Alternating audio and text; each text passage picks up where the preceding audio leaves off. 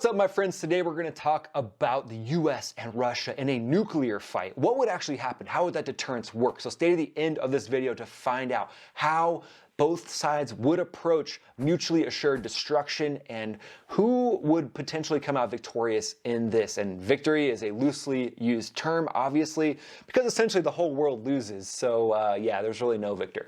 So the principle is mutually assured destruction. And if you saw my previous video on what would actually happen if the US and Russia went to war, you heard me initially mention it. But in this video, we're going to go much deeper into it, and we're going to talk about the specific nuclear arsenals of each country as well. The US has an estimated stockpile of 5,500 warheads, and that's going to be spread between 3 different parts of the nuclear triad. The first one is going to be the air option. That's going to be bombers, B-52s, B-2s, other fighters that can carry these weapons that can be delivered from a standoff range or right over top, a stand-in bomber option. The next one would be a sea-based option with sea-launched cruise missiles that are coming out of submarines.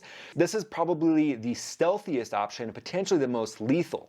And then next you've got the land-based option with a massive amount of silos in the United States that are some of the most advancedly constructed silos in the world. They've gone through reconstruction many times. They've been modernized a lot over the past decade. So this is going to be the bread and butter. These 3 tips of a nuclear triad are really going to be the thing that the Soviets fear the most. All right, but Russia, again, not going down easy. Anybody remember? Russia was forged in the cold of Siberia. I mean, just imagine if you're in Boston and you're cold. Everybody's angry at each other. You say hi and they're like, hey, why are you talking to me? So essentially in Russia, it's like you've got 1 million plus Bostonians, no offense Bostonians, that they're just on edge. So that's the last people you want to have the nuclear launch codes. No offense anyone from Boston, but you know, when it's that cold up there, I think we should have someone else have the nuclear launch codes in case one of you becomes president. But Russia's going to boast a larger stockpile. So while it might not be as advanced of a system, they're going to have more, which essentially makes them feel better and helps them sleep better at night.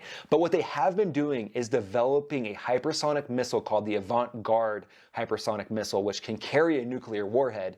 So they want to create a problem that probably can't be shot down as easily as some of the weapons that might be launched from legacy nuclear weapon delivery vehicles. So this is a big game changer for Russia, and it's again them relying on the massive amount of nuclear warheads and the tech. So since both sides know that it's ridiculous how many nuclear weapons the other side has, why would the MAD doctrine fall? Well, again, it would have to be based on one side feeling like the other side is going to eradicate them, so they're going to say, well, I'm going to go out swinging anyways. So if Russia feels like the actual regime in Russia, Putin's regime, is threatened, then they're not going to bat an eye to use nuclear weapons because they really care about preserving their power and preserving that regime. Same with the US. We feel like our democracy is going to fall. At the end of the day, we've got to try to protect it. So you're going to put each other in a position where you don't have any outs. And that's obviously what you want to avoid the most. But that's going to be one of the biggest catastrophes that the universe has ever seen. I mean, it's going to be massive destruction of cities. Cities essentially obliterated in the blink of an eye. Humanity hanging on by a thread, trying to regenerate. We're essentially going to have John Travolta in a bunker recreating human society. Do we really want that?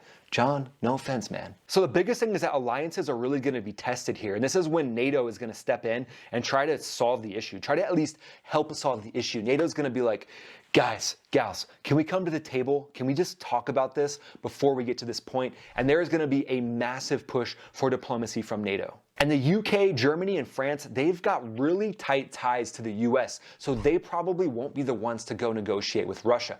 Instead, it's going to be someone else negotiating with Russia, possibly Turkey, Poland, some nation that has slightly closer ties where Russia won't kind of give them the hairy eyeball and back away without any negotiation taking place. But then you got to ask, would the Baltic states having more of a background with Russia, maybe like a worse history with Russia, who would they side with? Or what would they do knowing that nuclear war is imminent? That's anyone's guess. And then the UN's going to come in as well. The UN was basically envisioned as a platform for peace, dialogue, and discussion. So they're definitely going to try to come in and try to bring everyone together. And the General Assembly of the UN could potentially, in this situation, emerge as an entity that's going to step in and really help both sides come to the negotiating table and really try to get something done. I don't know what your opinions are on the UN, but in this case, I think all bets are going to be off, and they're really going to pull out the big guns, so to speak, and they're really going to try to make this nuclear war not happen. But the bigger thing that I think might happen is some of the behemoth countries like India and China,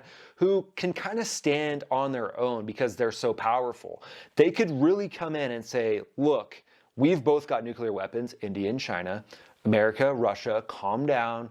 You guys need to go to timeout for a second, breathe, and remember that if you do this, it's the annihilation of the entire world. So hopefully countries like that, hopefully Russia and the US would have cooler heads and those heads would prevail. But again, if not, then maybe some of the bigger behemoth countries might come in and just at least try to keep something crazy from happening.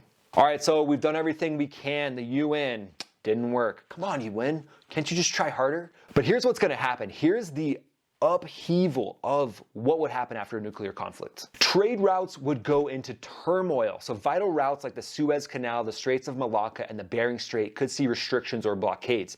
Nations dependent on these routes, particularly in Asia and Europe, would face shortages, skyrocketing prices, and potential civil unrest. I mean, not even potential at this point. It's going to be mayhem. And you're also going to see financial markets go into chaos. The US stock market, Shanghai, the Chinese stock market, they're going to go through a massive sell-off like we have never seen before, and there is going to be the worst economic situation that could happen on the face of the planet seen in real time. And then commodities and energy. So essentially oil production could stop or halt overnight. Russia might guard a lot of the oil that they produce and try to use their energy to leverage their position, but essentially the entire economy is going to grind to a halt. Supply chains are going to stop due to the fact that energy flowing into vehicles is basically going to stop.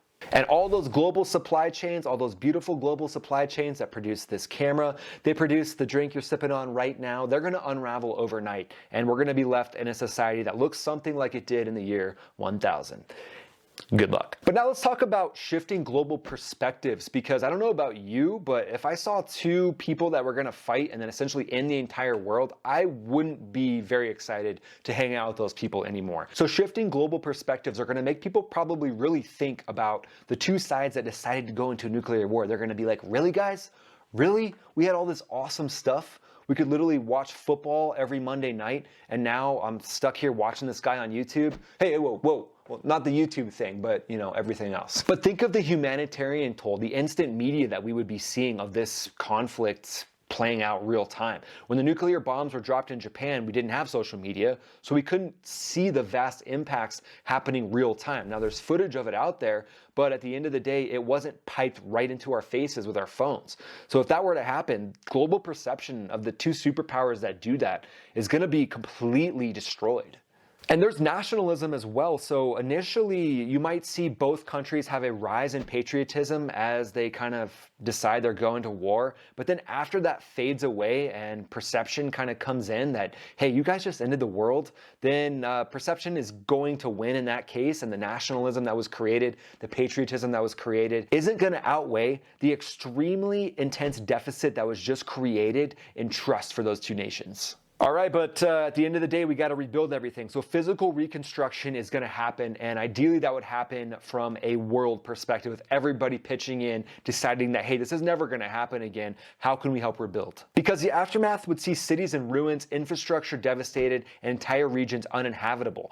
The cost of rebuilding all this would be astronomical, and nations not directly involved might bear the brunt of refugee crises and resource shortages that would come from this situation. And then we got to completely redefine diplomacy, right? Because if nuclear war happens, essentially diplomacy broke down on a scale that we never thought it could before. So we have to redefine how can we actually come to the table and talk to each other. We got to rebuild NATO. We got to rebuild the UN. We got to rebuild the idea that humans can work together at all. And then you're going to see a shifting power dynamic. So if the US and Russia destroyed each other, now you got countries like India and China that might step in and say, hey, we'll take the spot, number one. You know, we've still got a lot of our infrastructure operating. We're dealing with the fallout of nuclear war, but our supply chains aren't as damaged. Our critical infrastructure is still in place, so we can step up and become the global superpower. So you basically leave that open for the void to be filled. So I know this is a grim reality, but it kind of hints at the fact that our global community can sometimes be on eggshells, especially when the thought of nuclear war is out there at all.